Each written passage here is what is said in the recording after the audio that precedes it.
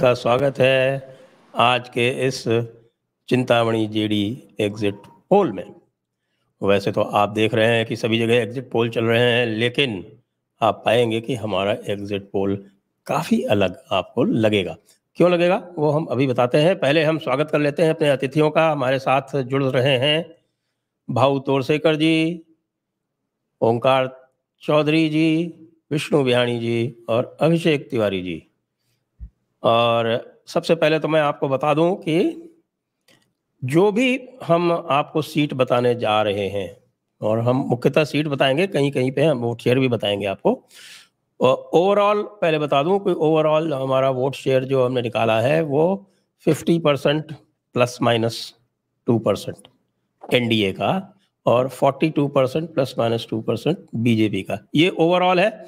और जो सीटों की संख्या जाएंगे उसमें ±2% आप चेंज कर सकते हैं।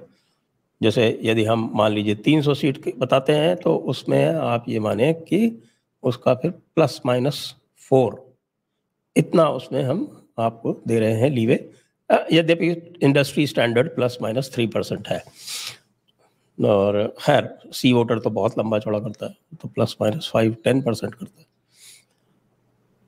तो हम सबसे पहले आरंभ करेंगे ईस्टर्न जोन से। और ईस्टर्न जोन से आरंभ करने से पहले आपको मैं ये बता दूं कि आपको ये निश्चित रूप से पता चलेगा और आपको ये लगेगा कि साहब हमने किस तरह से बिल्कुल अलग तरह से आंकड़े प्रोसेस किए और हम आपको पेश कर रहे हैं। तो पहले हम ईस्टर्न का जो हमारा एग्जिट पोल है वो बता देते हैं और उसके बाद फिर हम अतिथियों से चर्चा करेंगे। तो ये है, आप देखें कि ये टोटल एनडीए जो है, ये जो आपको बताया रहा है यहाँ पर, ये अरुणाचल में 2, असम में 13 में से बीजेपी 11 और अदर एनडीए यानी कि एजीपी साथ में है और एक बोडो पार्टी साथ में है, वो दोनों मिला के 13। नागालैंड में एनडीपीपी है, वो 1 हो जाएगा। मणिपुर में बीजेपी की 1 आ रही है। मिजोरम में बीजेपी की कोई नहीं आ रही। त्रिपुरा में दोनों बीजेपी जीत रही है। मेघालय में उनके जो सांगमा वाली पार्टी है उसके साथ में समझौता है, 1 है उसका। वेस्ट बंगाल में हम दे रहे हैं 23 सीट। उड़ीसा में दे रहे हैं 14। झारखंड में 13 का मतलब एजेएसयू की भी 1 सीट इसमें शामिल है, यानी 12 और 1 13। और बिहार में हमने दी है 35, 16 और अदर एनडीए 19। अदर एनडीए में 14 और 5 का ब्रेकअप है।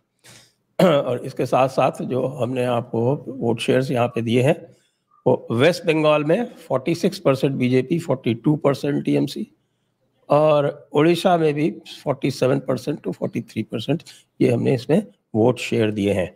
आइए अब हम चलते हैं, सबसे पहले बिहार की ही चर्चा कर लेते हैं, उसके बाद हम पश्चिम बंगाल की बिहानी जी से करेंगे और फिर अन्य अतिथियों को लेंगे। तो बताइए।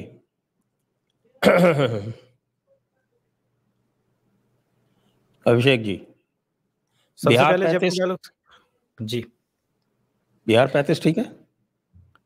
सबसे पहले तो सर आपको प्रणाम और सभी अतिथिगणों को प्रणाम। और बिहार 35 बिल्कुल परफेक्ट है, जहां पर सभी लोग भ्रमित हो रहे हैं। एक बार फिर से इसके पहले मैं कुछ बोलूं और दूसरे एजेंसियों के बारे में। 90% एजेंसियों ने बिहार में आरजेडी की 2020 में सरकार बना दी थी, इंक्लूडिंग आज तक। बिहार को यूं ही नहीं कर सकते कोई प्रेडिक्ट। मेरा मानना है कि ये आंकड़ा मैं जो देख रहा हूं 35, यही रियलिटी के करीब है और यही होने जा रहा है। 2019 के भी लोकसभा चुनाव के अगर आंकड़े हम देखें तो विपक्ष को ही लोग 9 सीट दिए, मिला कितना? 1। और इस बार भी यही स्थिति होने जा रही है। देखिए, कुछ सीटें जिन्हें लग रहा है कि वो टॉसअप में आरजेडी की तरफ जा रही है। बिहार में जो यादव माइनस ओबीसी है उतना वोकल नहीं होता है सर, वो लड़ नहीं सकता इनकी लाठियों से, तो चुप रह जाता है। आपने देखा होगा कि आज भी आरा से खबर आ रही थी कि पासवान बस्ती में जाकर के आरजेडी वालों ने मारपीट की, उन्हें डराया गया, धमकाया गया, ये सारी चीजें हुई। तो क्या वो लोग वोट कर देंगे आरजेडी को? ऐसा होता नहीं है। ये सारी चीजें लगातार की जाती हैं और उनका वोटर मुस्लिम और यादव इतना वोकल है कि हमेशा बिहार को लेकर के ये लोग भ्रमित हो जाते हैं। और ये 2010 में भी आप देखेंगे, 2010 में तो 2 एनडीए को 209 सीटें आ गई थी विधानसभा में, लेकिन इन लोगों ने उस वक्त भी 147 ही दी थी। ये होता है। मेरा मानना है कि जो आपने मार्जिन दिया है 16, ये ठीक दिया है। संभवतः आपने एक जो टॉसअप सीट है वो सब संभवतः आरा रखी है या बक्सर रखा है? बीजेपी की सारण नहीं हार रही, सारण नहीं हार रही है। मुझे लगता है कि सारण नहीं आ रहा। अगर ये आपका सारण के तरफ वाला माइनस है तब तो 17 हो जाएगी रिजल्ट के। चलिए, अगर सारण आप डाउन कर रहे हैं तब तो अलग ही, क्योंकि देखिए राजपूत, मैं हमेशा कहता हूं सारण में सर 4 साल 362 दिन राजीव प्रताप रूढ़ी हारते हैं, उसके बाद आखिर में राजपूत कहता है घी का लड्डू है, टेढ़ा है पर मेरा है, इसलिए हम उसी को वोट करेंगे। और ये हर बार का होता है। सारण नहीं आ रही है। जहां तक टॉसअप सीटें हैं वो आरा और बक्सर को लेकर के, जिसको लेकर के बड़े बड़े मीडिया हाउसेस भ्रमित है, और एक अररिया को लेकर के, इसी वजह से ये कंफ्यूजन है। लेकिन हमारे पास पूरे आंकड़े हैं और ये हम कह भी रहे थे पहले भी कि देखिए एक सीट संभवतः इधर उधर एलजेपी की वैशाली जा सकती है, किशनगंज जा सकती है, काराकाट और जहानाबाद। इसके अलावे विपक्ष किसी सीट पर यह ताल ठोक के नहीं कह सकता कि हम जीत रहे हैं। ये वैशाली तो नहीं जा रही है। हाँ, आपके हिसाब से वैशाली भी नहीं जा रही है। तो एलजेपी 5 जीत रही है। हाँ, तो जदयू की जो आपने और एक काराकाट सीट आपने माइनस की है, एम आई राइट चिंतामणि सर ने? हाँ, काराकाट की तो बिल्कुल जहानाबाद की होगी, जहानाबाद की होगी, काराकाट और जहानाबाद की है, किशनगंज की है, किशनगंज, ये 3 तो पक्की है। इसमें डाउट रखिएगा सर। अख्तरुल इमाम बहुत अच्छा चुनाव लड़ा। हाँ, बहुत अच्छा अख्तरुल इमाम चुनाव लड़ा है। और अगर अख्तरुल इमाम पिछली बार 1,80,000 वोट लेके आया था, इस बार कहीं अगर 2.5 लाख के आसपास का लेके आएगा तो अब मैं बता रहा हूँ जदयू निकल सकती है। 25,000 वोट से ही लास्ट टाइम हारी थी, इसको भी ध्यान रखना पड़ेगा। अख्तरुल इमाम वास्तव में बहुत अच्छा चुनाव लड़ा है। तो संभवतः एक आपने कटिहार माइनस की, जो टॉसअप सीट है, मैं इसलिए पहले पूछ ले रहा हूं। मैंने तो किशनगंज ही माइनस की है। ठीक है, ठीक, किशनगंज आपने माइनस की। तो यही सीटें जो है वो 35, और यही रियलिस्टिक डेटा है। और जो मुझे लग रहा है 2024 का जो रिजल्ट आएगा 4 जून को, यही वास्तव में होगा। बाकी जो मैंने देखा है, भागलपुर हो, मुंगेर हो, जिसपे जितने डिबेट हुए, बांका को लेकर के बहुत डिबेट हुआ, जमुई को लेकर के डिबेट हुआ कि वो सब सीटें हार रही है, वास्तव में डेटा कहीं से रिफ्लेक्ट नहीं कर रहा था कि ये सीटें हार रही थी। नवादा में हम लोगों ने जब पहले चरण का बहस किया था तो मैंने कहा था कि देखिए नवादा भी निकलेगा और औरंगाबाद भी निकलेगा, और अब चिंतामणि सर भी यही बोल रहे हैं कि नवादा और औरंगाबाद दोनों निकल रहा है। तो कहीं कोई मिसमैच नहीं है सर। तो जब मिसमैच नहीं है तो फिर, और मैं दर्शकों को क्लियर कर दूं जयपुर डायलॉग से मंच पे कि मैं कभी भी जीवन में चिंतामणि सर से नहीं मिला हूं, नहीं जानता हूं। ये डेटा उनका अपना न्यूट्रल है, मेरा अपना न्यूट्रल है, तो कोई चांस ही नहीं है। तो जब हम दोनों कभी इंटरेक्शन में नहीं है और फिर भी एकदम सिमिलर डेटा है, तो मैं इसी डेटा के साथ जाऊंगा सर। जी, तो अब हम चलते हैं पश्चिम बंगाल पर, और विष्णु जी हैं, आज बहुत दिनों बाद आए हैं पैनल पे। विष्णु सर प्रणाम, स्पेशली आपका भक्त रहा हूं।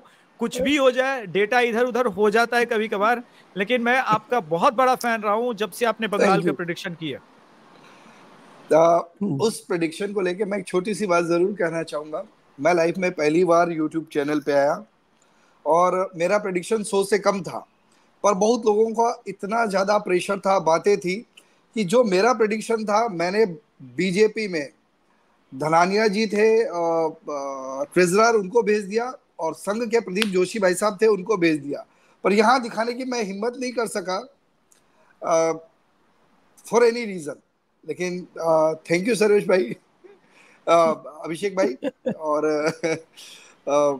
जो भी है इस बार डाटा, मैं वो डाटा दूंगा, वो या वो बातें करूंगा जो मेरी अपनी 100% कैलकुलेशन है, जिसमें कुछ ऐसी सीटें हैं जो पिछली बार बीजेपी जीती थी, इस बार हारेगी या हार सकती है, जो एक बहुत बड़ा आश्चर्य होगा। पहले तो जो जैसे ओवरऑल हमने जो बताया है, एक तो वोट शेयर बोला है और दूसरा हमने नंबर्स दिए हैं।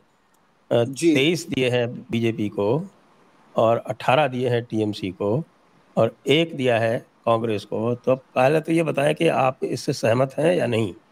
मैं पूरी तरह से सहमत नहीं हूं। मेरे हिसाब से जी बीजेपी वेस्ट बंगाल में, हालांकि सब कह रहे हैं 20 से 22 या 21 से 23 सीट, मेरे हिसाब से बीजेपी की 25 सीटें करीब आनी चाहिए।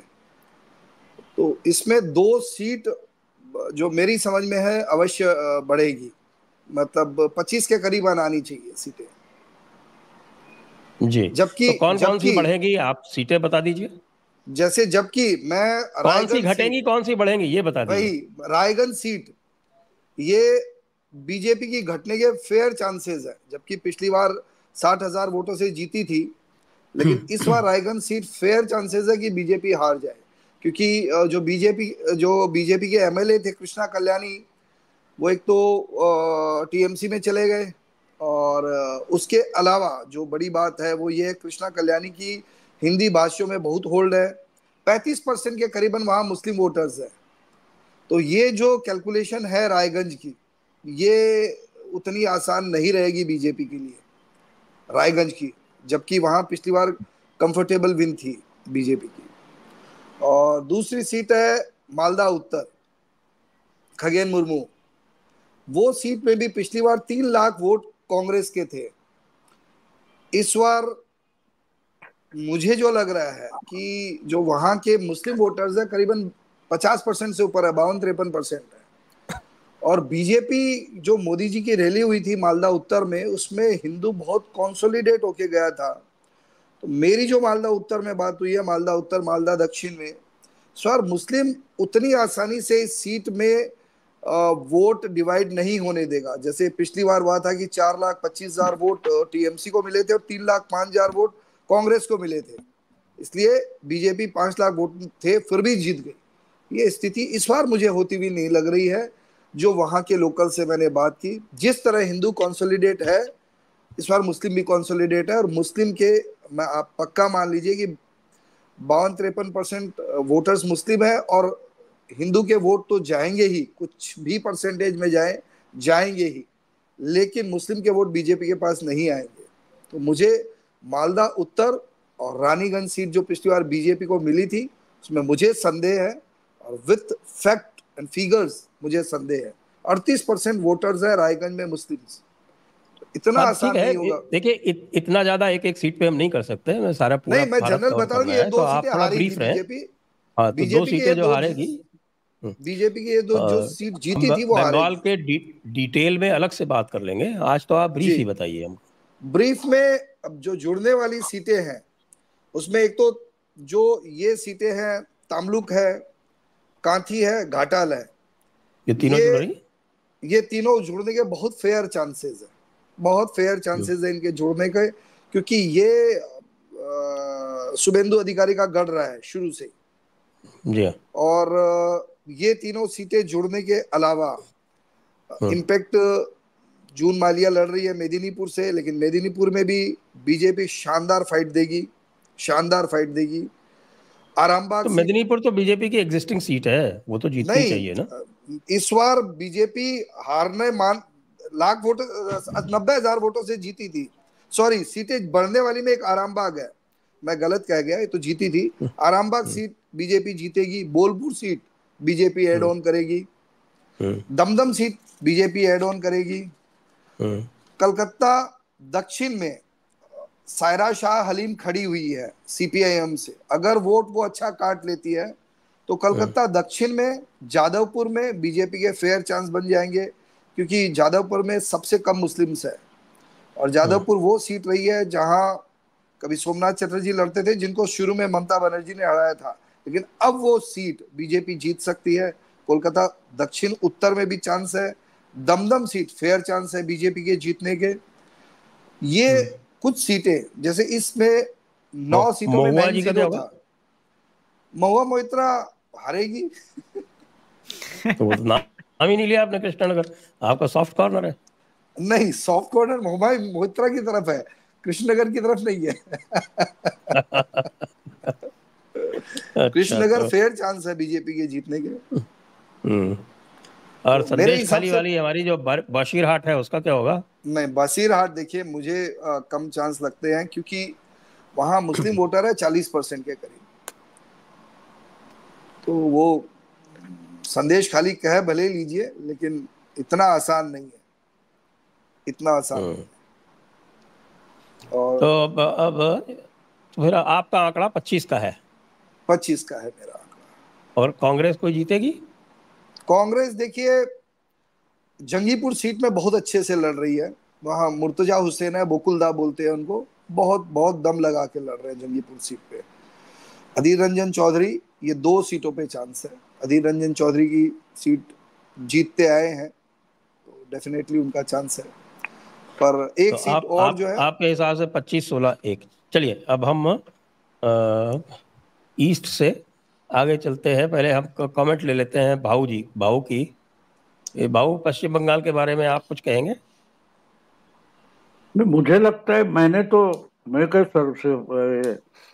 सेफोलॉजी वगैरह नहीं करता, लेकिन मेरा अंदाजा है 25 से 30 तक। ये मैंने 3 महीने पहले वो बोला था कि मैं साइकोलॉजी पर जाता हूँ, वोटर्स की जो साइकोलॉजी होते है उस पर जाता हूँ। तो मैंने तो उस पर 2 वीडियो भी बना दिए थे कि संदेश खाली के बाद बहुत बड़ा उलटफेर होने वाला है। तो 25 ठीक है, मैंने जो कम से कम सोची थी वहां तक तो आ रहे एक्चुअल जो सर्वे करते हो, लेकिन मेरा अंदाज उससे ज्यादा हो सकती है बीजेपी। क्योंकि देखिए एक बात होती है कि मैं मानता हूं कि ममता भूल गई कि वो सत्ता में क्यों आई।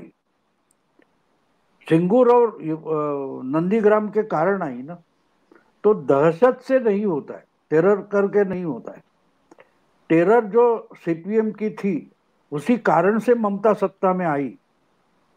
तो जो जिस ढंग से संदेश खाली में हो गया, वो रास्ते पर लोग उतर गए उसका। वो कुछ लोग बंगाल के जो पत्रकार थे, मैं उनको सुन रहा था टीवी पर, वो बोले थे लोकल मीडिया में उसका कुछ नहीं, नेशनल मीडिया में है।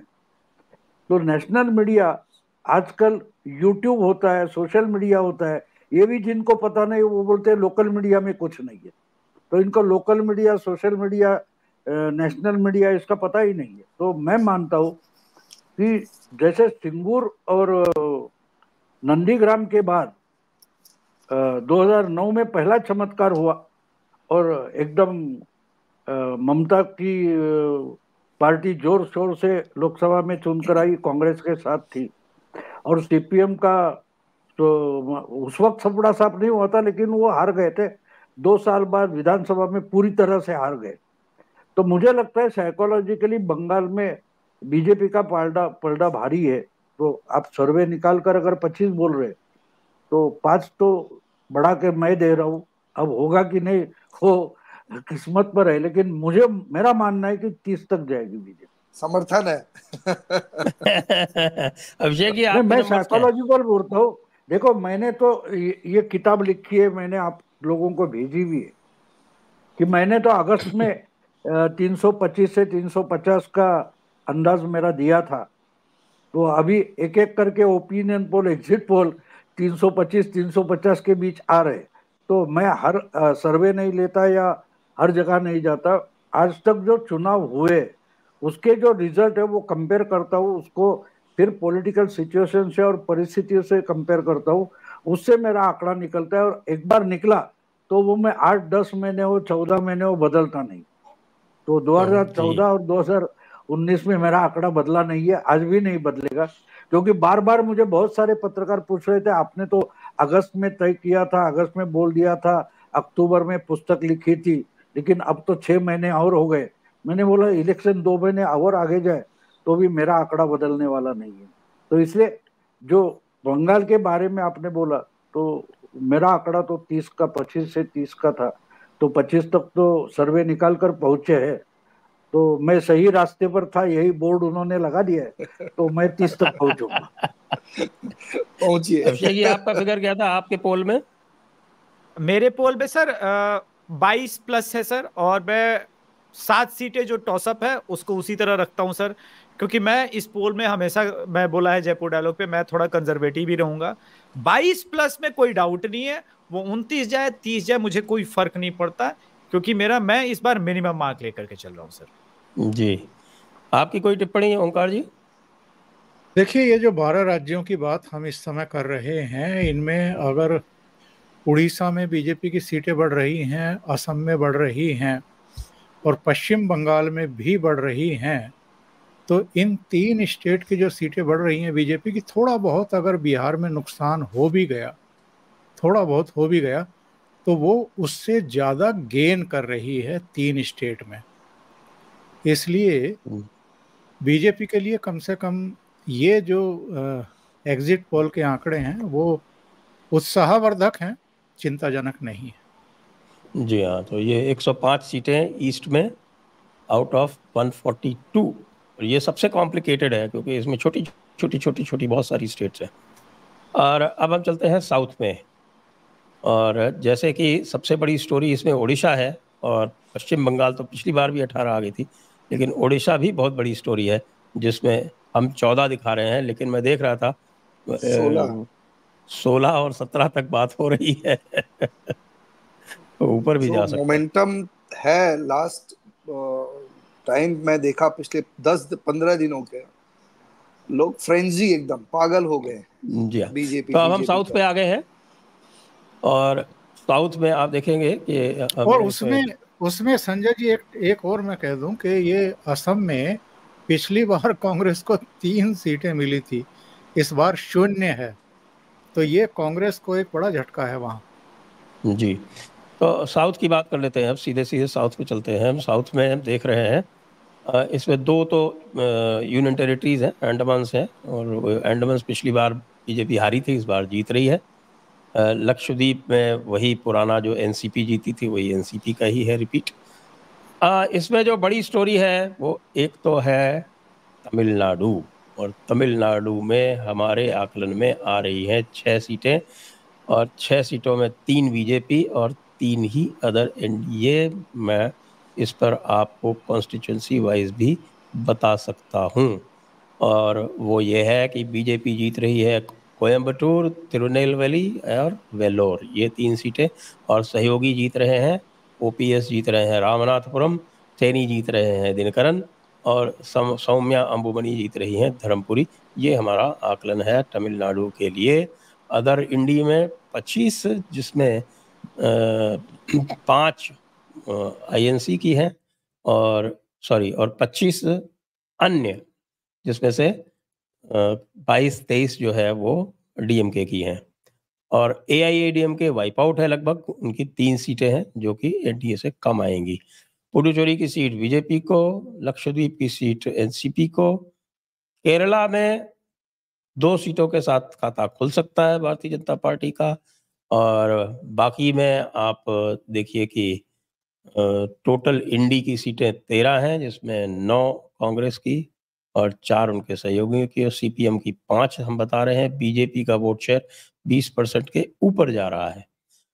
कर्नाटका में 20 और उनके सहयोगी की 2 दी हैं, हालांकि एक टॉसअप में थी तो वो हमने कंजर्वेटिवली में छोड़ दी, जो बेंगलोर रूरल वाली सीट है, लेकिन आज मैं देख रहा था कि एग्जिट पोल में लगभग यूनैनिमिटी है कि बेंगलोर रूरल की सीट तो जीत ही जाएंगे, तो हमने इसमें एनडीए को 22 दी है, एएनसी को 6 दी है।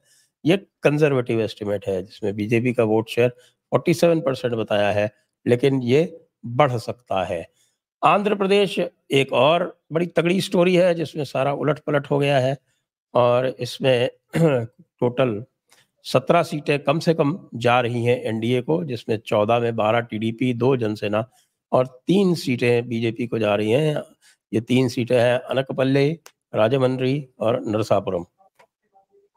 आईएनसी को इसमें एपी में तो 0 है, खैर इंडी भी सारे 0 हैं, और वाईएसआरसीपी की 8 सीटें हमारे पोल में आ रही हैं।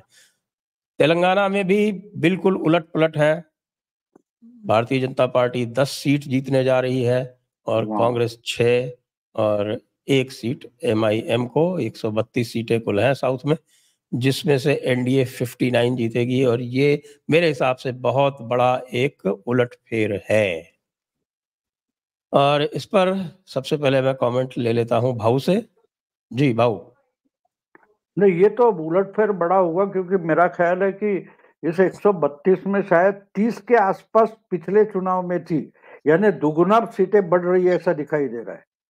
जितनी मेरी याददाश्त है तो 29 पिछले थी। चुनाव में 29 या 30 ना, तो अगर 60 के आसपास पहुंच गए तो 59 वगैरह आप बोल रहे हैं तो डबल होती है।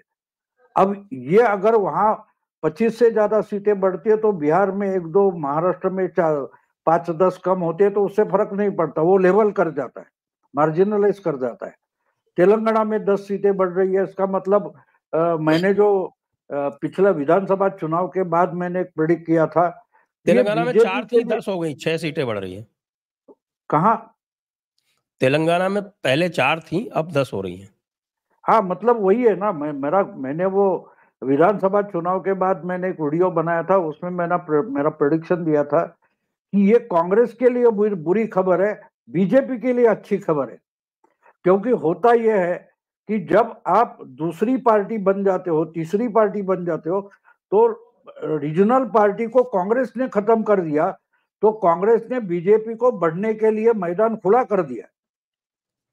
तो वो जो मेहनत है बीजेपी के लिए अच्छी जमीन बनाने का काम तो कांग्रेस ने विधानसभा में कर दिया कि फिर से रीजनल पार्टी छोड़कर नेशनल स्ट्रीम में आ जाओ। ये काम कांग्रेस ने विधानसभा में किया है, उसका फायदा अगले 1-5 साल में बीजेपी को मिलने वाला है। अगर ये आप 10 सीटों का आंकड़ा बोल रहे, वो अगर सही है तो मेरा प्रेडिक्शन सच हो रहा है। ये अगर ये है तो अगले चुनाव में बीजेपी तेलंगाना में 1 नंबर की पार्टी बन सकते हैं विधानसभा में 4 साल बाद। ये एक बात हमको साइकोलॉजिकली वोटर कैसे बदलता है वो समझना जरूरी है। आपको याद होगा कि सीपीएम को पहले साफ किया था टीएमसी ने, लेकिन टीएमसी के बाद जो बची कुची स्पेस थी वो बीजेपी ने ले ली और पिछले चुनाव में सीपीएम और कांग्रेस खत्म हो गई। वही बात केरला में रिपीट हो रही है। केरला में मैंने अभी और जो एग्जिट पोल चल रहे हैं उसमें देखा कि बीजेपी 27% और क्या बोलते हैं सीपीएम की जो लेफ्ट फ्रंट है एलडीएफ उसके 29% दिखाए, तो 2% का फर्क है।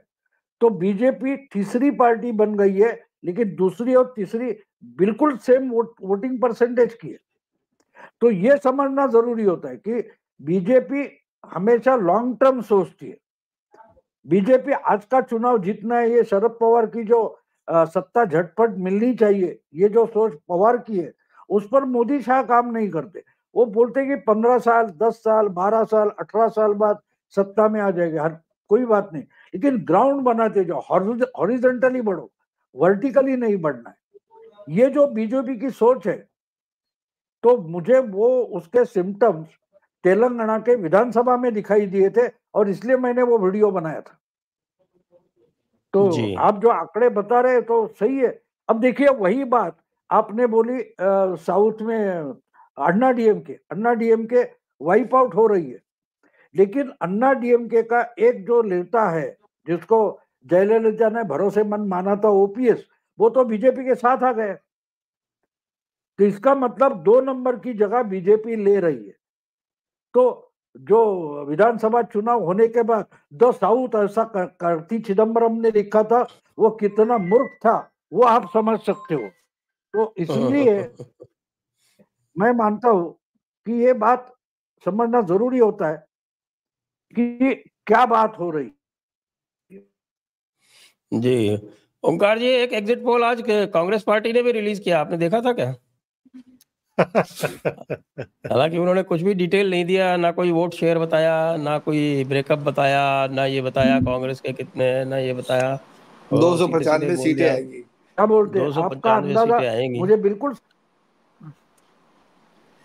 मेरा ख्याल है सादा देखिए कांग्रेस ने एक मिनट भाव कुछ कह रहे हैं। हाँ भाव कुछ कह रहे हैं। नहीं बोलिए ओमकार जी बोलिए। देखिए, कांग्रेस ने ये मीटिंग क्यों बुलाई थी और ये आंकड़ा जारी क्यों किया है, बस हमें ये समझने की जरूरत है। पिछले कुछ दिनों से लगातार ये खबरें आ रही हैं कि दिल्ली के जवाहर भवन से लेकर के देश के कई हिस्सों में कुछ एनजीओज टाइप जो संगठन है उनकी मीटिंग्स हो रही हैं और कुछ गाइडलाइंस जारी किए गए हैं जो मतगणना स्थलों पर कांग्रेस के और दूसरे दलों के कार्यकर्ता मौजूद रहेंगे। ये लोग रायता फैलाने की कोशिश करेंगे, पेशबंदी करने की कोशिश करेंगे और फिर इशू बना करके उसे अदालत तक लेकर के जाएंगे। जो आज 295 का आंकड़ा खड़गे साहब ने जारी किया है, ये जानबूझ करके जारी किया गया है ताकि जिस मतदाता को ये बेवकूफ़ समझते आ रहे हैं पूरे चुनाव प्रचार के दौरान, जिनको ये कह करके भ्रमित करते आ रहे हैं कि साहब हमारी सरकार बनने जा रही है, तो उनको भड़काया जाए, उकसाया जाए और भ्रम में ही रखा जाए। ऐसा नहीं है कि इन लोगों को पता नहीं है कि नतीजे क्या आ रहे हैं या ज़मीन पर क्या चल रहा है। लेकिन जिस तरीके से एक पत्रकार है जो अजीत अंजुम के साथ जुड़ी हुई हैं, नीलू व्यास थॉमस करके, उन्होंने कहा कि साहब कुछ योजनाएं बन रही हैं, जन आंदोलन छेड़ा जाएगा, अदालत में इसको चैलेंज किया जाएगा, चुनाव को खारिज कराया जाएगा, चुनाव को खारिज कराया जाएगा। मतलब ये एक ऐसा सेंटेंस है जो बेवकूफियों से प्लानिंग बन रही है, प्लानिंग बन रही है। हाँ, बेवकूफी से भरा हुआ एक स्टेटमेंट है। मतलब उनके मन में क्या है बस इससे ये पता चलता है, वरना आज मीटिंग बुलाने का कोई तुक नहीं था, औचित्य नहीं था, सिवाय इसके अगर कल वाकई अरविंद केजरीवाल जेल जा रहे हैं तो उसकी पूर्व संध्या पर एक आपस में मिलन समझ लीजिए और आगे के लिए कुछ थोड़ा बहुत प्लानिंग समझ लीजिए। इसके अलावा इस मीटिंग का कोई और औचित्य या मकसद मुझे समझ में नहीं आता। फेयरवेल पार्टी थी। जी जी। तो एक मिनट, अब हम थोड़ा सा एक कर्नाटका के बारे में मुझे पूछना था, लेकिन अभिषेक जी कहाँ गायब हो गए? तो फिर चलते हैं फिर पश्चिम में, जब वो वापस आएंगे तब उनसे बात कर लेंगे। भाऊ भी नहीं दिख रहे मुझे। आइए पश्चिम के आंकड़े देख लेते हैं पहले। पश्चिम के आंकड़े आपके सामने हैं। इसमें जो है वो महाराष्ट्र पे जो दूसरे जो पोल्स वगैरह आ रहे हैं वो महाराष्ट्र, अरे भाई आप कहाँ चले गए थे? जरा कर्नाटका बता दीजिए। हमने जो बताया जो कर्नाटका के बारे में थोड़ा। एयरटेल की मेहरबानी होती है कभी कभी, और वो पूरा का पूरा नेट डिस्कनेक्ट हो गया था। मैं जियो से जुड़ करके आया हूँ अभी, तो ये करना पड़ता है। कर्नाटका में मेरी टैली लगभग 19 से 20 बीजेपी की है, और मुझे लगता है कि तीनों सीट जेडीएस संभवतः निकल जाएगी, लेकिन कंजर्वेटिव ले तो 2।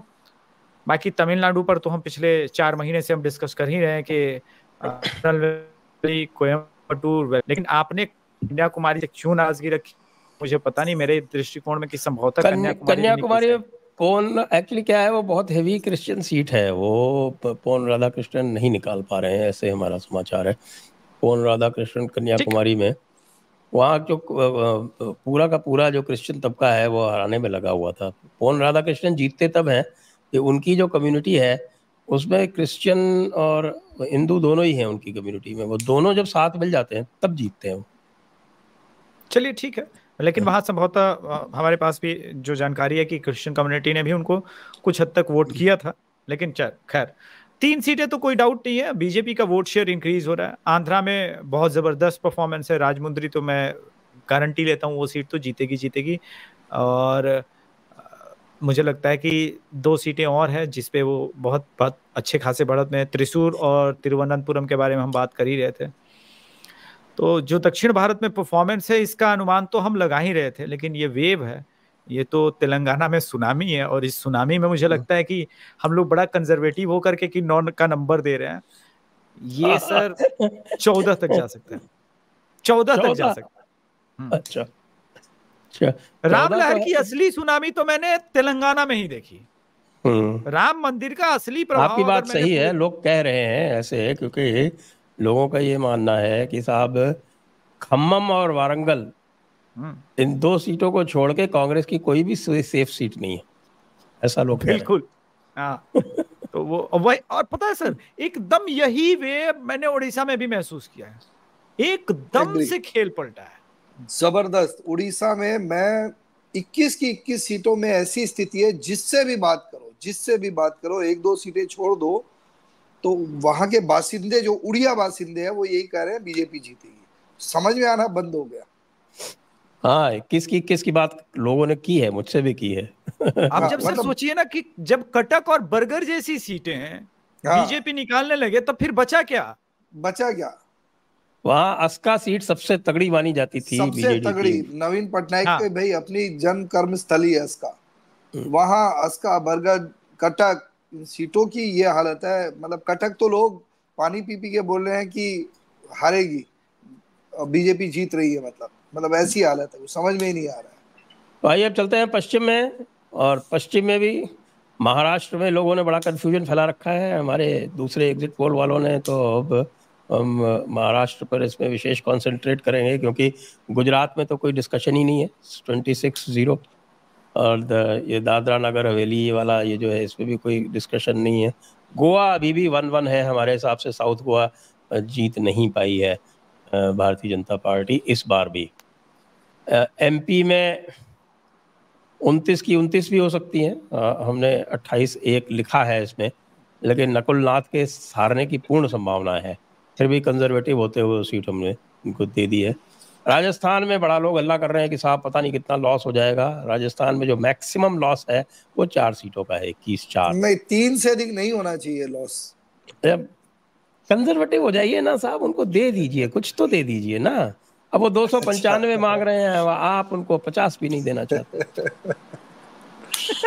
अब हम आते हैं जो इस वेस्ट में जो सबसे कंटेंशियस और सबसे जिसका बारे में आज एग्जिट पोल्स पर भी विवाद हो रहा है, वो है महाराष्ट्र।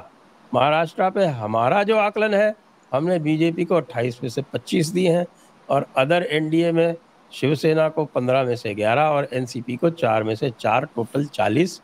आईएनसी को एक सीट वो जीत रही है, वो बीजेपी से जीत रही, शायद डिंडोरी की सीट है वो। और अदर इंडी जो है वो 2 यूबीटी और 2 एनसीपी एसपी, इनका ये इसमें आया है, और टोटल है उनके 8। अब हम सीधे चलेंगे भाऊ के पास और भाऊ से पूछेंगे, भाऊ आपका क्या कहना है? सर मुझे तो आपका आंकड़ा सही लगता है, क्योंकि मैं पहले दिन से पकड़ के बैठा हूँ कि 40 हो गई। सुरदीप भंडारी जो सेपोलॉजिस्ट है, उनके 3-4 बार मुझे फोन आए, तो कभी आकलन। हेलो नेट मेरा खराब है या सर का? क्योंकि भाऊ का नेट गड़बड़ हो रहा लगता है। सैटरडे संडे को भाऊ का नेट खराब रहता है। ऐसा क्या? ऐसा क्यों? मेरे साथ शनि भारी है। भाऊ की आवाज नहीं आ रही। अभिषेक आप बताएं। मैं सर मैंने सुना कि 25-28 सीटें एनडीए को दी है। वो वाला माल कहाँ मिलता है? वैसे पकड़ी बहुत गई है महाराष्ट्र में इस प्रकार की माल, लेकिन मिलता कहाँ है? मैं फूकना चाहता हूँ, एक बार टेस्ट करें, देखे क्या होता है। मैं नहीं मानता कि ये सीटें बिल्कुल ऐसा हो रहा है। अकेले बीजेपी अपना 22 तक तो अकेले बीजेपी मेंटेन कर रही है, तो 25 का तो कोई प्रश्न ही नहीं होता। हाँ, हमारा कंजर्वेटिव आंकड़ा है जो हमने लगभग 33 से 36 का रखा है, वो जरूर आएगा। जी बाबू आगे, शायद 1 मिनट वेट कर लेते हैं। अभी भी हाँ जी आ गया जी। बाबू सुन पा रहे हैं आप हमें? नहीं लगता। ओंकार जी? देखिए, महाराष्ट्र में जो मेरा आकलन है और जो मेरी सूचना है, और चूंकि भाव से और कुछ दूसरे लोगों से बात भी होती रहती है, तो वहाँ भारतीय जनता पार्टी कमजोर कड़ी नहीं है।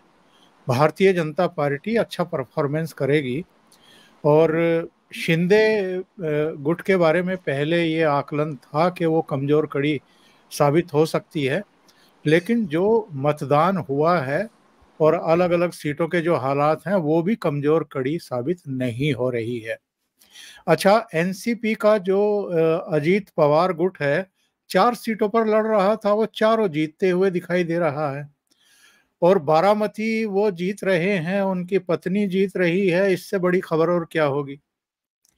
तो वहां पर शरद पवार और उनकी बेटी जो है वो चारों खाने चित हो रहे हैं, ये सबसे बड़ी खबर है महाराष्ट्र की राजनीति की।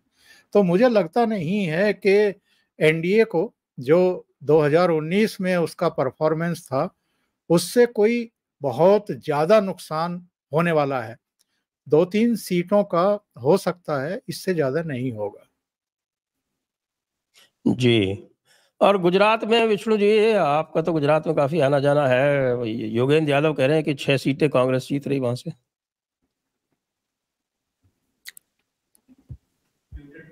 म्यूटेड है आप। हेलो। कोई मतलब ही नहीं है, योगेंद्र यादव तो कुछ भी बोल देंगे, वो भी अच्छी फूंकने लग गए हैं लगता है, फालतू बात नहीं, राहुल गांधी के संपर्क में है ना वो आजकल। राजस्थान के बारे में बताएं विष्णु जी। राजस्थान में 2 सीटें बीजेपी लूज कर रही है पक्की, झुंझुनू, बाड़मेर।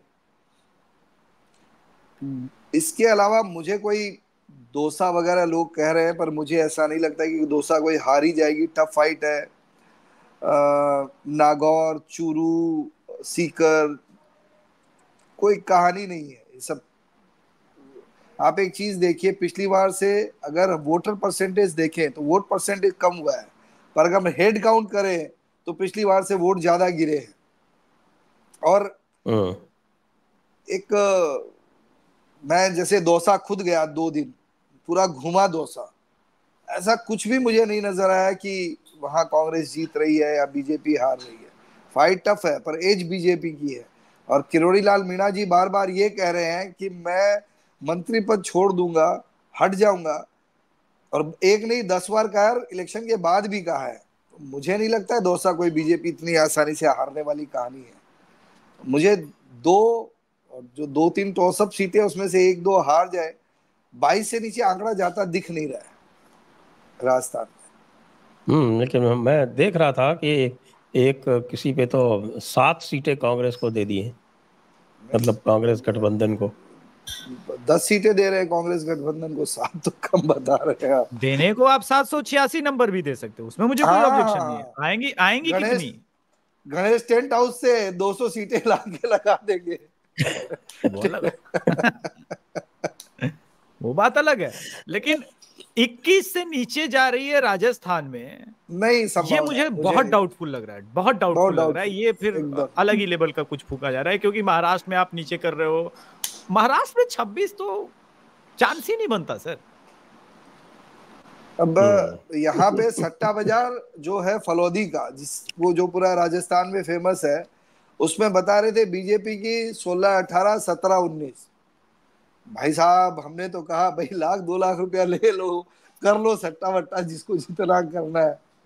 सवाल ही नहीं है 19 सीटें बीजेपी की, कोई प्रश्न ही नहीं है। वो लोग तो नागौर भी हरा रहे हैं, चूरू भी हरा रहे हैं, कोई मतलब ही नहीं, कोई मतलब ही नहीं है। 22 से नीचे नहीं आनी चाहिए, कोई वर्ष कम वर्ष में 21 भले ही आ जाए। और गुजरात में तो सवाल ही नहीं है, 26 की 26। आइए चलिए अब हम चलते हैं अंतिम पड़ाव पर, यानी कि उत्तरी क्षेत्र में। और उत्तरी क्षेत्र में भी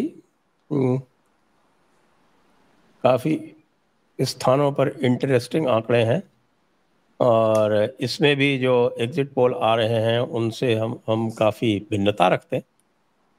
जैसे JNK में तो 2 सीटें लड़ही 2 सीटें रही हैं, तो वही 2 सीटें जीतेगी भारतीय जनता पार्टी। 3 सीटें नेशनल कॉन्फ्रेंस को दी हैं। लद्दाख की जो सीट है वो ना बीजेपी जीत रही ना कांग्रेस जीत रही है, हमारे आकलन के अनुसार वहाँ पर जो निर्दलीय है वो जीत रहा है। पंजाब में बड़ा घमासान चल रहा है, और अभी भी वहाँ पर जो है वो स्थिति पूरी तरह से क्लियर नहीं है। तो टेंटेटिव हमने 3 सीटें बीजेपी को यहाँ दी हैं। 3 सीटें हैं उनकी, जिसमें लुधियाना, जालंधर, होशियारपुर, और बाकी गुरदासपुर में फाइट है, पटियाला में फाइट है, और अनंतपुर साहिब में भी फाइट बता रहे हैं। तो आगे क्या हो सकता है ये 1-2 दिन में, और जब और आंकड़े आएंगे तब क्लियर होगा। एज ऑफ नाउ ये स्थिति है वहाँ पर। बाकी जो 6 सीटें हैं, तो 4 सीट कांग्रेस को, आम आदमी पार्टी को 4, अकाली को 1 और 1 अमृतपाल सिंह को हम दे रहे हैं यहाँ पर। हिमाचल में 4 की 4, कंगना रनावत को लोग फंसा हुआ बता रहे हैं, हम ऐसा नहीं देख रहे हैं। चंडीगढ़ की एक सीट जो है वो बहुत बड़ी मार्जिन से जाने वाली है। पिछली बार 11% मार्जिन थी, इस बार 20% से ऊपर जाएगी।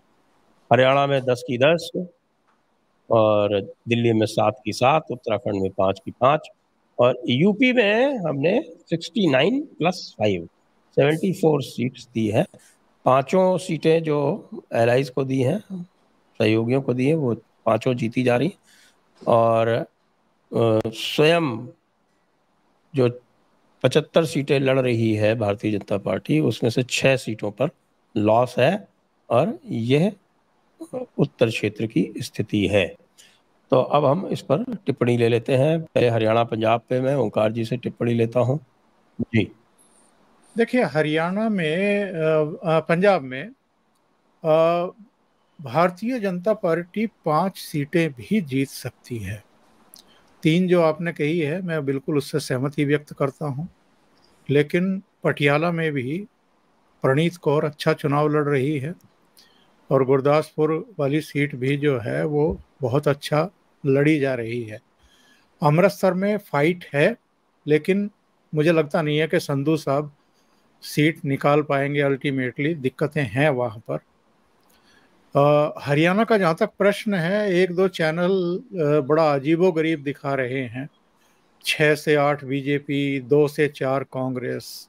मैं तो खुद हरियाणा घूम करके आया हूँ, और हरियाणा, वो हवा में, वो सब हवा में है, और नए नए लड़के भेज दिए होंगे उन्होंने, जिनको वहाँ की कोई जानकारी नहीं है। ये जो एन्यूमरेटर भेजते हैं ना नए नए बाहर से रिक्रूट करके, वो पूरा गड़बड़ ही करते हैं, उनको कोई जानकारी नहीं होती है, वो कुछ भी कुछ कर देते हैं। बाबू सुन पा रहे हैं आप हमें? हरियाणा अभी सुन पा रहा हूँ। मेरा वीक कनेक्शन है शायद।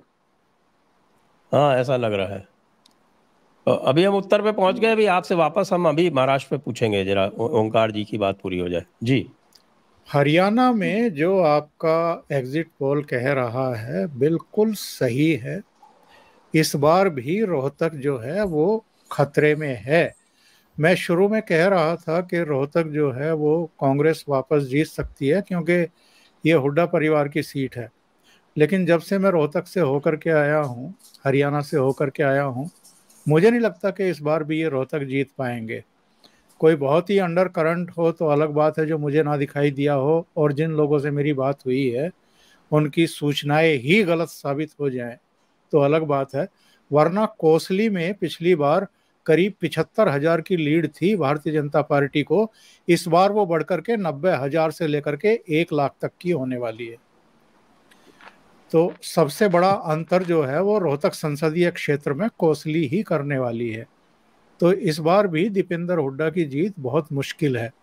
और बाकी तो भूल ही जाइए, एकमात्र दूसरी सीट जिस पर मुकाबला था वो सिरसा थी, जहां से भारतीय जनता पार्टी ने अंतिम क्षणों में कांग्रेस के बाद टीएमसी में घूम घाम करके भारतीय जनता पार्टी में शामिल हुए अशोक तंवर को टिकट दे दिया था। तो वहाँ कई तरह की दिक्कतें हैं। लेकिन जो लास्ट मेरे पास इंफॉर्मेशन थी वो ये थी कि सिरसा भी अब निकल रही है, बीजेपी जीत रही है। तो मुझे लगता है कि हरियाणा में 10 की 10 सीटें बीजेपी जीतेगी।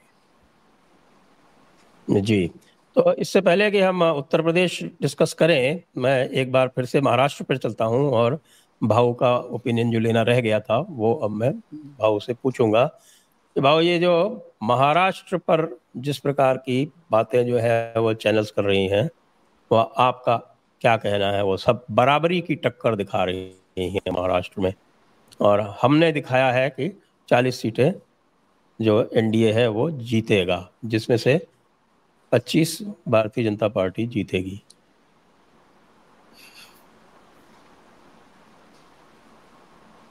जी, भाव भाव भाव का फिर अटक गया लगता है। आइए अब उत्तर प्रदेश डिस्कस कर लेते हैं। शेख जी जी, उत्तर प्रदेश का बताएं। बहुत जबरदस्त एनालिसिस किया है आपने उत्तर प्रदेश का। मुझे लगता है शायद संभवतः देश में सबसे सटीक जाएगा जिस दिन रिजल्ट आएगा। ऐसी ऐसी सीटें बीजेपी जीत रही है जो संभवतः लोकसभा में कभी जीती नहीं थी, और कुछ सरप्राइजिंग सीटें हार भी रही है। ठीक है, लेकिन ये जो घोसी का विवाद हो रहा मैं था, आपको बता देता हूं कि कौन सी सीटें हार रही है। मेरे अनुसार जो सीटें हार में रखी हैं वो मैं आपको गिना सकता हूं। जी, मैंने मैनपुरी हार में रखी है, मैंने फिरोजाबाद हार में रखी है, संभल हार में रखी है, आजमगढ़ भी मैंने हार में रखी है, कन्नौज मैंने जो है वो रहम करके दे दिया है, लेकिन ये सीट पलट सकती है। नहीं, कन्नौज की सूचना मेरे पास ये है, और लखनऊ से मुझे किसी ने बताया कि कन्नौज अखिलेश यादव हार सकते हैं। नहीं, टॉसअप पे है, पूरी ये चांसेस कहना है, ठीक नहीं है। लेकिन मैंने जो इसमें जो 6 सीटें हैं उसमें कन्नौज भी शामिल है और एक रायबरेली। बिल्कुल ठीक, बिल्कुल ठीक। ये 6 सीटें हैं। इसका मतलब आप गाजीपुर बीजेपी को जिता रहे हैं। एक मिनट भाऊ आ गए। मैं इससे पहले कि उनका कनेक्शन फिर गड़बड़ हो, मैं उनसे ओपिनियन ले लेता हूँ। जी भाऊ। जरूरी है सर।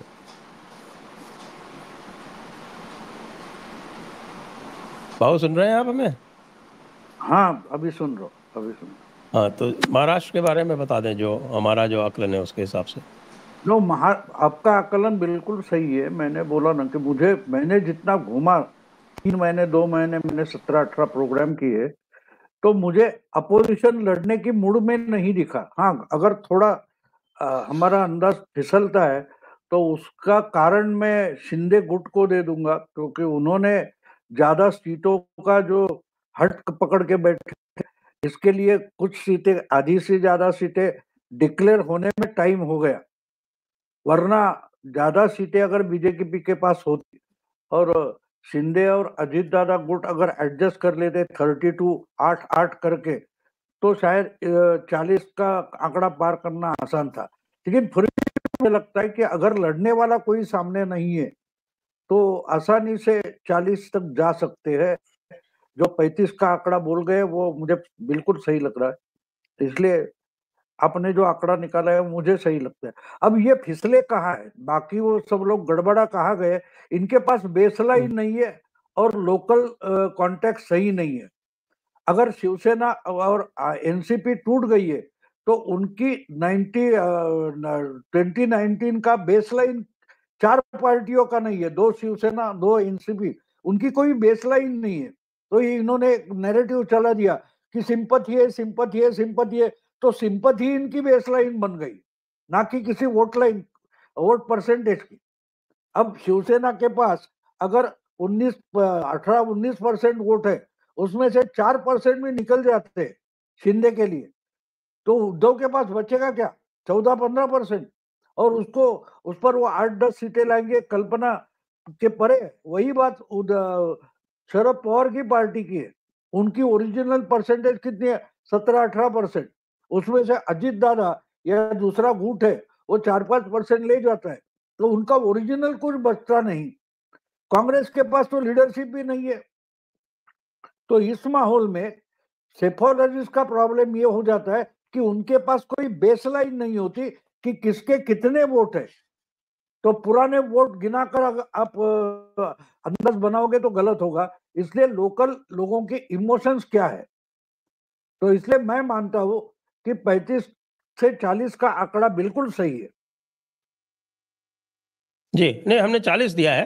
अब 40 का आप ±2 कर सकते हैं, तो वो 40 के हिसाब से है। इसमें ये बताएं आप कि प्रदीप भंडारी सुबह फोन आया था, वो भी बोल रहे थे कि वो 35 से 40 तक आते हैं, लेकिन एनडीए के लिए महाराष्ट्र में 38 सीटें उन्होंने बोली थी। प्रदीप भंडारी जो अपने जन की बात बोलते हैं उनका जी हाँ, वो कल हमारे यहाँ आएंगे, कल वो आएंगे हमारे यहाँ भी। तो उनका भी वही आंकड़ा है। और जाते जाते थोड़ी लाइट वेन में एक बात बोलूंगा कि देश भर में बीजेपी के 375 हो गए, ये मेरे दोस्त नाना पाटेकर का प्रेडिक्शन है। अच्छा क्या बात है, क्या बात है सर। पिछले रविवार को उनसे बात हुई थी, मैंने किताब भेजी थी उनको, वो किताब पढ़ने के बाद जो रिएक्शन है, बोले तुझे मैं 25 सीटें बढ़ा देता हूँ, तूने 325 से 350 बोली है, मुझे लगता है 375 होगी पूरे देश में। हाँ, तो अब हम चलते हैं उत्तर प्रदेश पे चलते हैं। जी सर। तो उत्तर प्रदेश में जो मैंने सीटें बोली हैं उसके अतिरिक्त कोई हो तो बताएं आप ओंकार जी। नहीं, वो परफेक्ट है, वो परफेक्ट है जो आपने आरएलडी का कहा है। आरएलडी दोनों सीटें जीत रही है, और जो बाकी इसमें 69 बीजेपी को दे रहे हैं तो ठीक है। कन्नौज मेरे हिसाब से बीजेपी जीत सकती है, तो ये 70 भी हो सकती है जी हाँ। और बाकी अपना दल की 2 सीटें आपने लगाई हैं, एक वो राजभर वाली है, समाजवादी पार्टी को आपने फिर हैट्रिक लगाने का मौका दिया है, तो ठीक ही है मेरे विचार से। हाँ, वो 5 सीटें तो जीतते हैं ना उनकी। क्या कंसिस्टेंसी है, क्या परफॉर्मेंस है 41 समाजवादी पार्टी के लिए। बिल्कुल बिल्कुल बिल्कुल। तो अब ये यादव है कि पांडव है, मेरी समझ में नहीं आ रहा है। लगातार 5-5 सीटें ही ला रहे।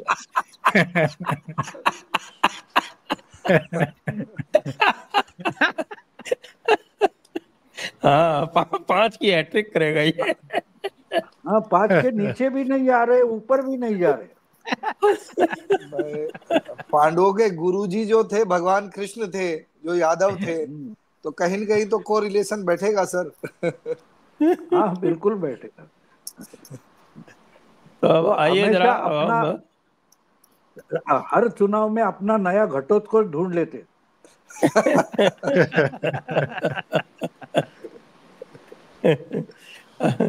अब चलते हैं हम टोटल की ओर, और हमारा टोटल है,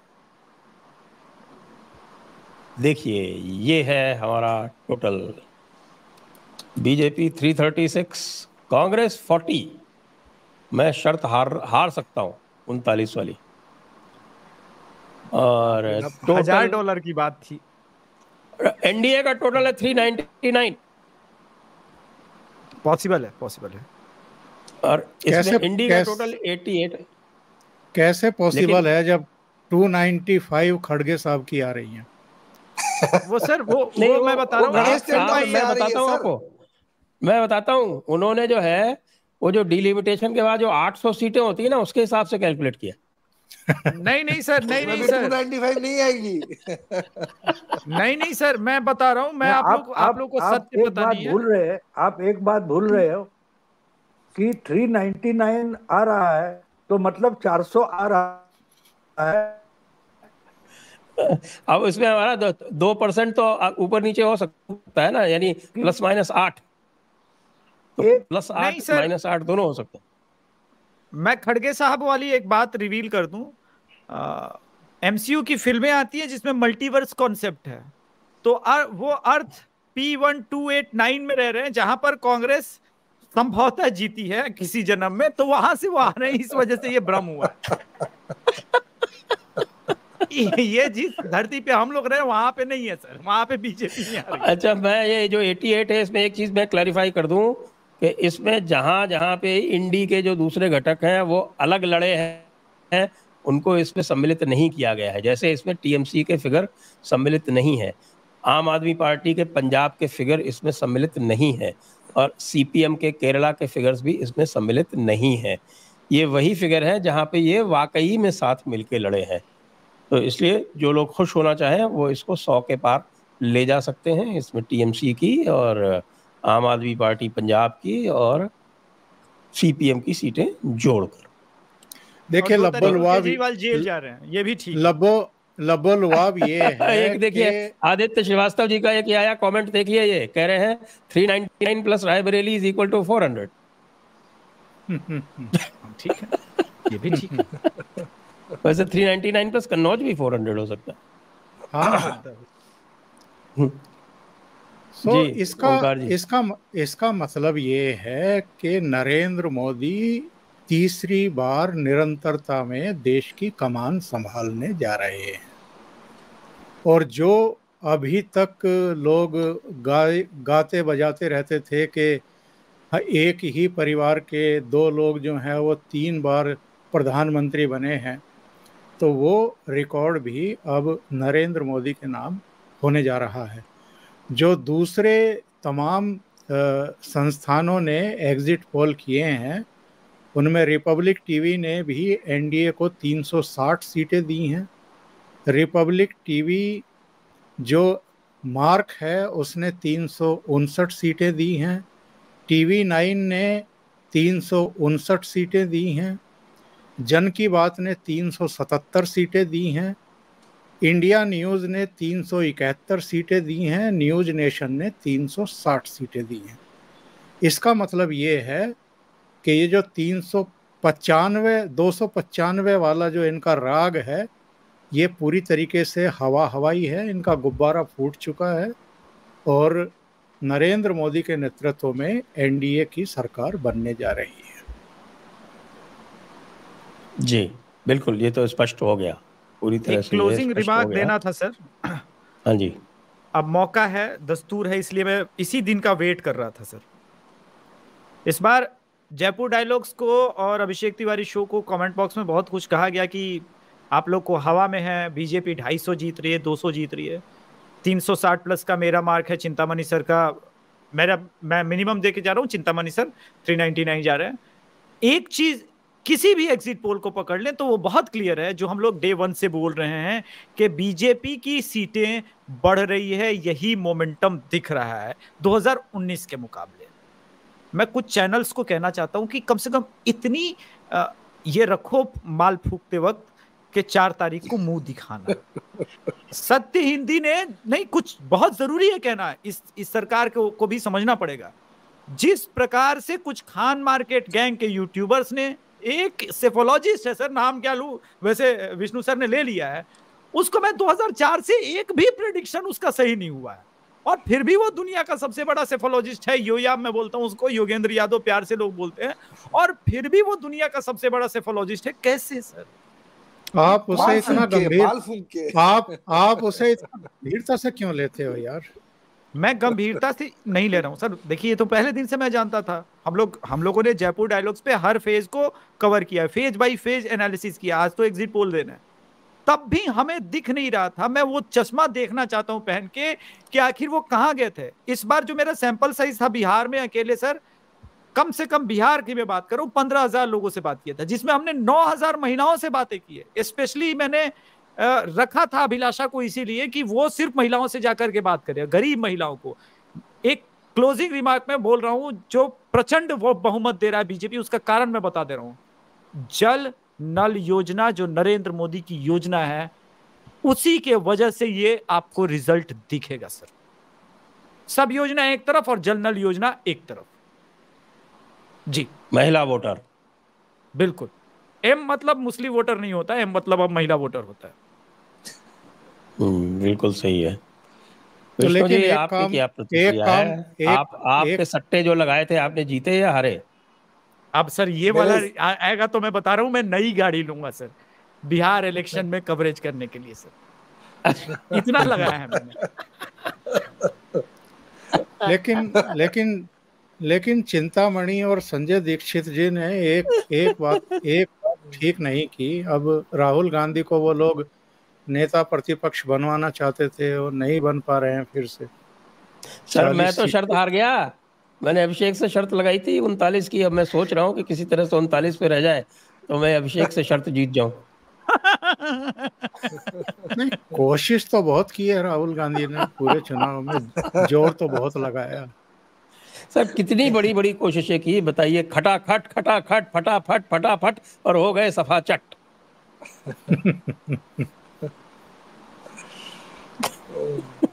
देखिए वैसे सबसे बड़ा थैंक्स मोदी को राहुल गांधी का ही करना चाहिए। मैं तो पहले वो दिन से कह रहा हूं कि बीजेपी का सबसे बड़ा स्टार प्रचारक राहुल गांधी है। मोदी जी को तो है ही लोगों ने वेटेज दे रखा है। जब तक राहुल गांधी है तब तक कांग्रेस का कुछ भला नहीं हो सकता। आपने उसकी दाढ़ी देखी, वो अब ना कन्फ्यूशियस दिख रहा है ना कार्ल मार्क्स दिख रहा है, वो किसी और ग्रह का वो विदेश चला गया, आप कहाँ चक्कर में हो, आएगा ही नहीं अब।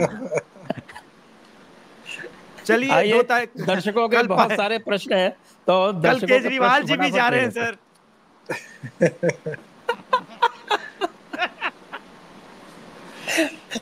दर्शकों के प्रश्न ले लेता हूं। सबसे पहले अंशुल शर्मा जी,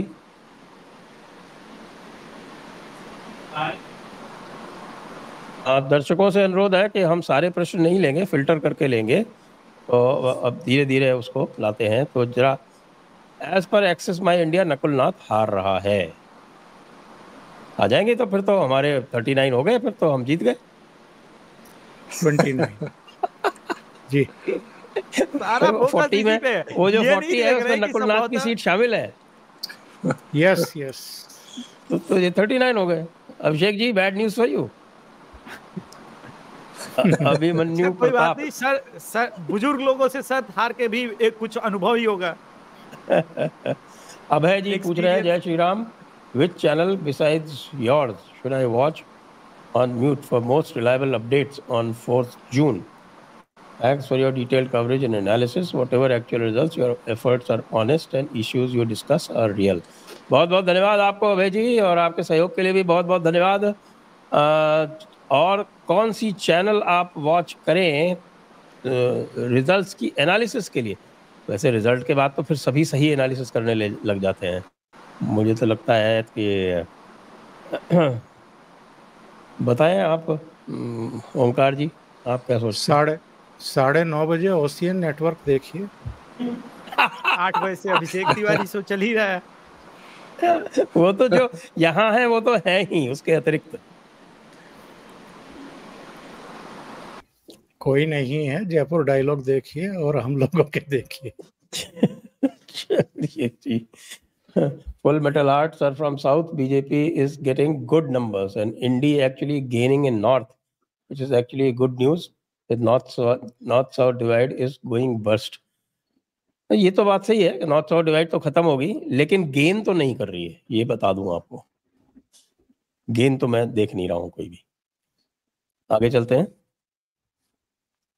नेक्स्ट क्वेश्चन विघ्नेश प्रभु जी का, AP Assembly NDA range may be 110-120. In Telangana, Congress edge only at Khammam, Nalgonda, Warangal. In Tamil Nadu, BJP may come second in 6 seats just by 3 to 5% trail from winner. It's huge. BRS and ADMK 2 casualties from South. धन्यवाद, thank you for your comments, Vignesh ji. Your comments are always valuable. Thank you very much. Rohan Tyagi, today's Chanakya reliable, which is always true poll, gave Tamil Nadu। अरे भाई वो 50 की तो range देता है भाई, तो क्या का रिलायबल है? 10 वोट केरला, पंजाब, तेलंगाना। अभी तक उन्होंने टोटल नहीं दिया, मैं देख रहा था उनका टोटल आ जाएगा तब पता चलेगा। वो यदि हर स्टेट में वो +-4 की रेंज दे रहे हैं अभिषेक जी, तो ऑल इंडिया में क्या रेंज होगी? फिर ऑल इंडिया में भी वो +-15 की रेंज दे देते हैं। नहीं सर, मैं भी एक आज रेंज देना चाहता हूँ। चिंतामणि सर तो नहीं है मौजूद, तो मैं दे देता हूँ जेडीएस की तरफ से। बीजेपी 200 से 400, कांग्रेस 1 से लेकर 500 करो भाई, 200 से 500, 400 नहीं। थोड़ा रेंज ठीक ठाक देंगे, 150 का तो चल ही सकता है जब यही जितना जा रहे हैं। और कांग्रेस सर 10 से लेकर के 40, कोई भी रेंज लगा लो। 10 से 60, हाँ 10 से 60 कर दीजिए, 10 से 60 सबसे सटीक हो जाएगा। अरे सर ये कोई आप 4 का लेकर के चल रहे हो, नीचे मार रहे हो। देखिए अगर आपको बिहार, आप सही में सेफोलॉजिस्ट है तो आप बिहार और यूपी प्रेडिक्ट कीजिए, ठीक हो जाएगा बाकी चीजें। वहां साउथ में तो चीजें अभी बहुत अर्ली स्टेज में, कहाँ घूम रहा है, कैसे घूम रहा है, लेकिन जो असली खेल है ना यहाँ पे, जहां पे वोटर इंच भर किसी तरह से हिलता है किसी किसी मुद्दे से, जहां घोर जाति पे एकदम वोट होता है, तब आपको हम मानेंगे कितना। तो यहां तो चिंतामणि सर ने एकदम सटीक तीर मारा है। हमने तो रेंज दी ही नहीं, हम तो कह दिया भाई 2% निकाल लो आप। No range. देखिए प्लस माइनस 2% चलता है सर, प्लस माइनस 2% होगा ही होगा, आपके डेटा में ऐसा हो ही नहीं सकता, लेकिन प्लस माइनस 2% होगा ना, 20% थोड़ी ना होगा सर। ये कह रहे हैं it will surprise everyone. Sudhir ji कह रहे हैं BJP alone is getting 5-6 and NDA 23+। ये तो सुनामी हो जाएगी। एक हो सकता है, क्योंकि जो तेलंगाना में सुनामी है उसका कुछ, और उड़ीसा में है उसका कुछ तो इंपैक्ट पहुंचेगा ही। तटीय इलाके हैं वहां, और वहां सुनामी थोड़ी नहीं इस बार आ रही है, वहां तो सुपर साइक्लोन चल रहा है राम लहर का, तो सुपर साइक्लोन का तो असर होता ही होता है ना सर। चलिए साहब, एक और भी छोटा सा है, वो इंटरेस्टिंग लगता है मुझको। रागा सिंगिंग मोए मोए मींस माय नाइटमेयर्स। ये भी ठीक है। Ankit Bansal, do you think Prashant Kishor has given job to create good opposition, that's why BJP is playing on backfoot in Bihar? नहीं, ऐसा नहीं है। देखिए मैं पहले दिन से, जब से नीतीश कुमार जी यहाँ पर आए एनडीए में, तब से इसी चैनल पर हूं, और अपने चैनल पर अभिषेक तिवारी शो पे लगातार एक बात कह रहा हूं कि जो जेडीयू का बेनिफिट आपको होना था वो तो हुआ नहीं, और आपने 2 बीजेपी ने डिप्टी चीफ मिनिस्टर बनाए, एक तो भूमिहार कास्ट से हैं और एक कुशवाहा कास्ट से हैं, और आप देखिए कि काराकाट उपेंद्र कुशवाहा हार रहे हैं चिंतामणि जी के भी पोल में, और काराकाट में अगर आप पवन सिंह को रोक नहीं पाए तो ये आपकी अपनी नाकामी है, आपके कैडर की नाकामी है, इसमें कोई कुछ कह नहीं सकता। और जदयू का नुकसान हर जगह वो दिख रहा था, सबको दिख रहा था, वो रिफ्लेक्ट हो रहा है रिजल्ट में। अभी भी 2025 बाकी है, मेरी सलाह मानिए, और चिराग पासवान के साथ उपेंद्र कुशवाहा को रखिए, कोई दिक्कत नहीं है, एक अपनी टीम बिल्डअप कीजिए और अकेला चलिए। वैसे भी ओंकार जी हमसे विदा ले रहे हैं, तो ओंकार जी आपको बहुत बहुत धन्यवाद। बहुत धन्यवाद आपका भी, थैंक यू सो मच। आगे अगला प्रश्न ले लेते हैं। अगला प्रश्न 3K नॉट 3 राइडर, ये क्या है? Congress will lose 1 seat. Rahul will have to leave either Raebareli or Wayanad. In case it's Wayanad, it will go to Communists. If it is Raebareli, it's a wind up for Congress in Uttar Pradesh.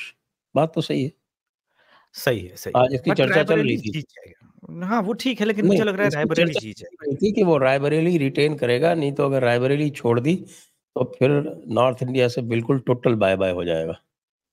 हाँ लेकिन वो छोड़ेगा नहीं ना, वो समझ जाएगा, इतना भी ऐसे नहीं मान लेकिन हाँ कह के वायनाड तो फिर भी जो है, वो जो वहाँ की डेमोग्राफी है उसके हिसाब से वापस कांग्रेस जीत सकती है। धर्मेंद्र चौधरी, सभी को प्रणाम। भाऊ सर, ओंकार जी, अभिषेक और संजय सर, बहुत बहुत धन्यवाद आपका धर्मेंद्र जी सहयोग के लिए। नेक्स्ट, ऐसे देश में मोदी लहर और महाराष्ट्र में पीछे, ये बात हजम नहीं होती। महाराष्ट्र हमेशा देश के साथ है, पिछले 70 साल का महाराष्ट्र का इतिहास वही है। जी एहसन जी, हम तो आपसे सहमत हैं और हमने अपना असेसमेंट उसी हिसाब से किया। Sudarshan ji, which seats Congress will win in Karnataka according to you? हाँ मैं बोल देता हूँ। कर्नाटका, वैसे तो एक सीट तो हमने जेडीएस की दी है, वो बेंगलोर रूरल की है। हालांकि बेंगलोर रूरल वो जीतेंगे नहीं, वो आप ये सोच सकते हैं, ये कह सकते हैं कि हम ओवर कॉशियस होके हमने कहा है। और आज जो दूसरे एग्जिट पोल्स आए हैं वो भी सब यही कह रहे हैं कि बेंगलोर रूरल जो है वो मंजूनाथ जी जीत जाएंगे। और उसके बाद जो हमने सीटें दी हैं, जो भारतीय जनता पार्टी जो 25 सीटें लड़ रही है, उसमें से जो हमने 5 सीटें दी हैं वो आपके मैं बता देता हूँ। एक तो चामराजनगर केवल फर्स्ट फेज में केवल एक चामराजनगर, और सेकंड फेज में दावणगेरे और बेलारी और आपके बीदर और कोपल, ये 5 सीटें हमारे हिसाब से जा रही हैं। अभिषेक जी और बताना चाहें तो बताएं। बीदर को इधर कर लीजिए, मुझे लग रहा है टुमकुरू को टॉसअप में डाल लीजिए। टुमकुरू तो चलिए बिदर आपके पिछली हिसाब से बार भी निकल जाएगी। हाँ बिदर मेरे हिसाब से निकल गुलबर्गा तो खड़गे साहब फिर हार गए बता रहे। अब 295 वाला वो अलग बात है ना, वो 295 देख रहे थे, वो बड़ा लक्ष्य देख रहे थे, इसमें उनकी कोई गलती नहीं सर। कौशिक जी पूछ रहे हैं, अभिषेक जी भगवान के पास प्रार्थना करता हूँ कि आपको गाड़ी मिल जाए। मिल जाएगी सर, मिल जाएगी। मुझे पता, देखिए मैंने सट्टा लगाने के पहले मैं बताऊं, सबसे पहले गुरुजी संजय सर को भी मैंने कॉल किया था और मेक श्योर किया था। सबने बीजेपी के नंबर पे लगाया, मैंने कांग्रेस के नंबर पे लगाया। ये मैं आपको बता दूं, कांग्रेस का नंबर था 65 से ऊपर जाएगी या नीचे। मैंने एक बार फिर से हर तरफ से रीचेक करने के बाद संजय सर को पूछा, संजय सर ने बोला पागल हो गए हो क्या, 65 सीट तो कांग्रेस किसी इस अर्थ पे तो जीत नहीं रही है, लगा लो। हमने लगा ली। आपने 65 पे खा लिया, लगाया खा नहीं लिया। आप। हाँ मतलब मेरे कहने का मतलब सट्टा लगाने का है वो खाना जी। वो तो विष्णु जी बताएंगे, वो इसके एक्सपर्ट है।